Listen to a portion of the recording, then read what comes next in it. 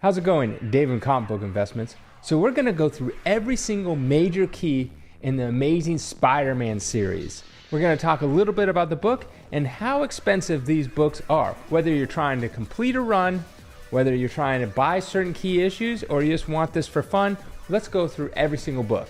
Now first up is we got Amazing Spider-Man 361. Now this is the first appearance of Carnage.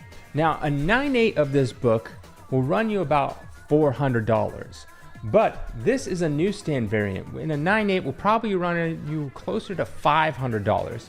Now this one happens to have a bunch of signatures on it, which makes it a lot more valuable. It really depends on the signature, but this one could be upwards of $2,000.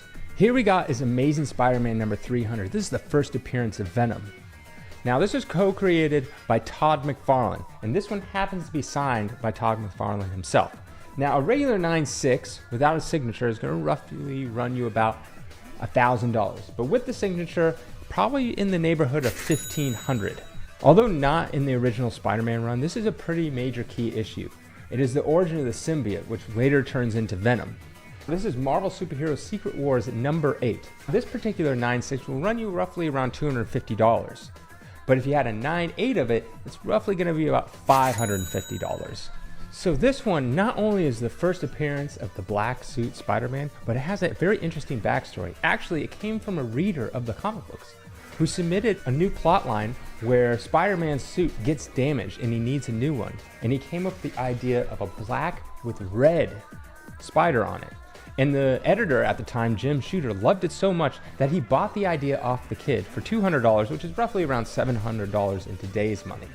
And then in the next issue, they showcased the black suit, but instead of red, they made it white. Now this particular book in a 9/2 is going to run you about $250, but if you had a 9/8 of it, it's going to be about $1,500. This one is the first appearance of the Hobgoblin, which was a huge storyline and one of Marvel's greatest mysteries at the time. Who was the Hobgoblin? Jumping around from different suspect to different suspect. But this is his first appearance in Spider-Man 238. Now this particular copy is signed by a bunch of people, so it's about $1,500. But if you had a 9/8 not signed, it's going to run you about $1,800. This is Spider-Man 194, the first appearance of the Black Cat. She would later become a love interest of Spider-Man down the road. But this particular copy, since it's signed, is going to roughly be around $1,500 for a 9/6. But if you just wanted a standard 9/8 of this book, it's going to be $2,500. Now this one is a massive major key in the Spider-Man run because it's the first appearance of the Punisher. Yes, the Punisher actually appeared as a villain in Spider-Man 129. This particular copy is a 7/0, and that's going to run you roughly around $1,500, $1,600. But if you wanted a 9/8, a pristine perfect copy, you're looking at above $30,000.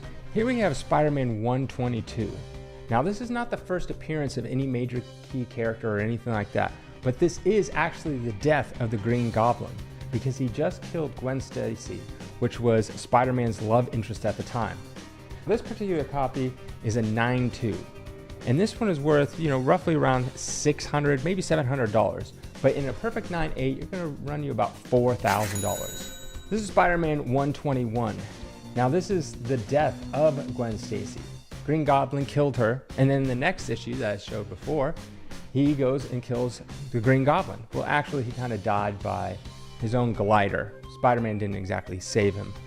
But nonetheless, this copy right here is worth about, $550, $600 in an 8/0. But if you're looking at to get a pristine 9/8, it's going to run you almost $7,000.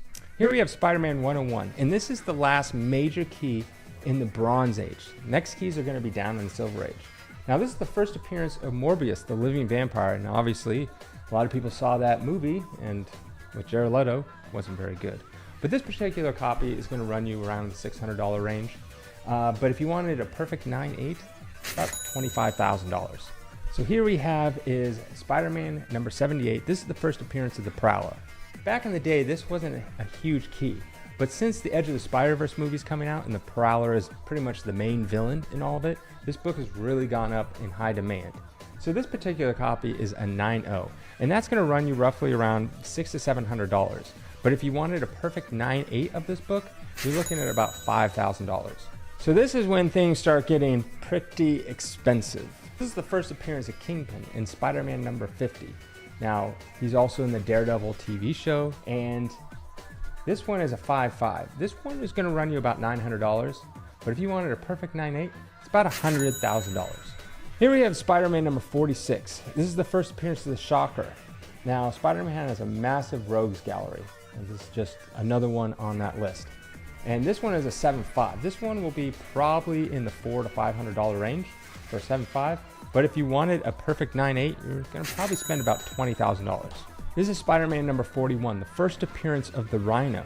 Now, he's made his appearance in a couple of movies, but if you wanted this particular copy in a 6.0, it's going to be about $500-600. But then a 9.8, you're going to spend close to $60,000. Here we have is Spider-Man number 39. This isn't the first appearance of a character, but it is kind of a key issue in the fact that this is the first time we figure out who the Green Goblin is. Turns out to be Norman Osborn. And also, it is the first time that John Romita Sr. started working on the Spider-Man run, which happens to be, some argue, is the best Spider-Man, him and Steve Ditko. Now, this particular copy is a 7.0, and this one's probably going to run you about $500 to $600, but if you wanted a perfect 9.8, you're going to pay probably anywhere between $50,000 to $55,000. So here we have is Spider-Man number 31.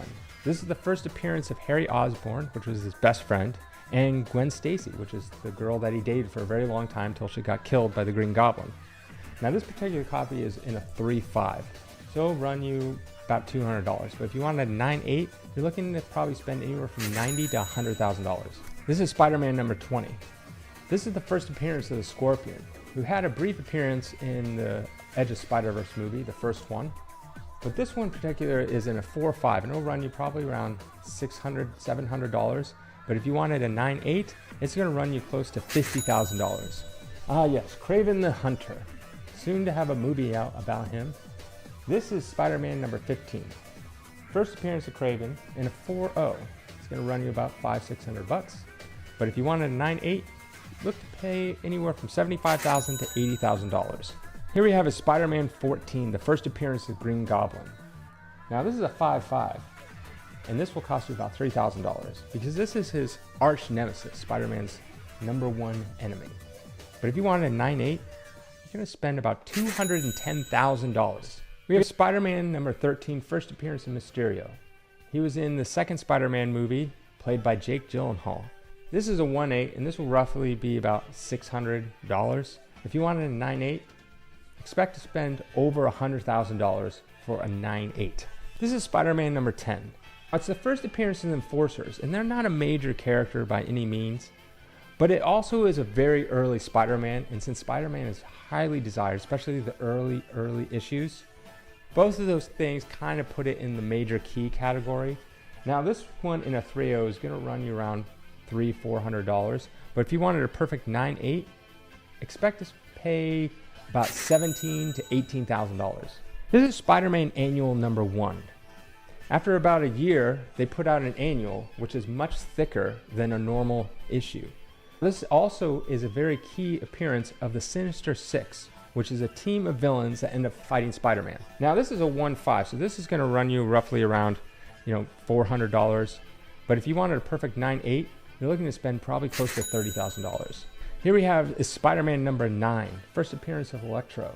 He's played by Jamie Foxx in the Amazing Spider-Man number 2, I believe. Anyways, this is a 4.0. This is going to run you roughly around $900. But if you wanted a perfect 9.8, you're going to spend probably close to $130,000 to $140,000. This is Spider-Man number 6, the first appearance of the Lizard. Now this particular copy is a 3.0, going to run you probably close to about $900. But if you want a perfect 9.8, expect to pay close to $70,000, maybe $75,000. Here we have a Spider-Man number 5. Now it's not a first appearance of anything, but it's a very early appearance of Spider-Man, and it's also a very early appearance of Doctor Doom. And it's the first time that Doctor Doom appeared in a comic book aside from the Fantastic Four. Now we have an 8.5 here, and this will roughly run about $8,500. Now if you wanted a 9.8, you're probably going to spend in the neighborhood of like $50,000 to $70,000.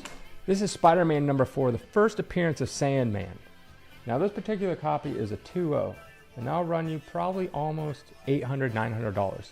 But if you wanted a 9.8, expect to pay $250,000 for a 9.8. Yes, basically a house. Here we have a Spider-Man number 3, the first appearance of Doc Ock.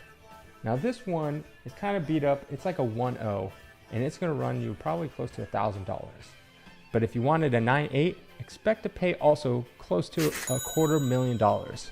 Now this one is a little different. This is Strange Tales Annual number 2.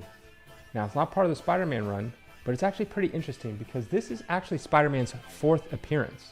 After a couple issues of his own, he appeared, and it was so early that they even forgot to draw Spider-Man's logo on his chest. Now this is a 2.0, and this is going to run you just about $200, but a 9.8 is probably going to run you close to $25,000. Here we have a Spider-Man number 2, the first appearance of the Vulture.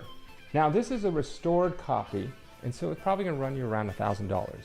But if you wanted an unrestored 9.8, expect to pay anywhere from $150,000 to $200,000. All right, now we're getting into the Grail category. This is a Spider-Man number 1, and it is not his first appearance, but this is a restored 4.0, and it's worth probably close to $10,000. But if you had a 9.8 of this book, it's well over $1 million.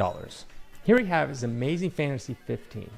This is the first appearance of Spider-Man and Uncle Ben and Aunt May. Now you might be wondering, it's like, why isn't he in Spider-Man number 1?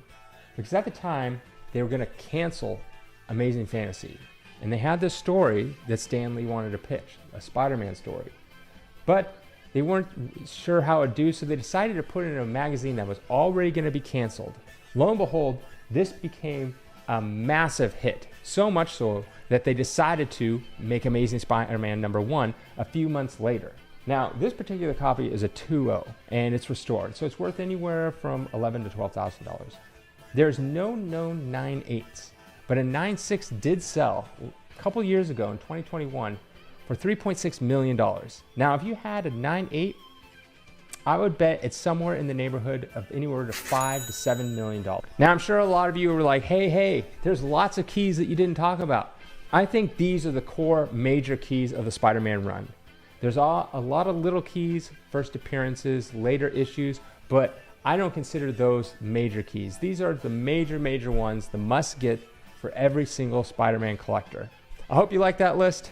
Let me know if there's something on there that I should have talked about. Have a great day.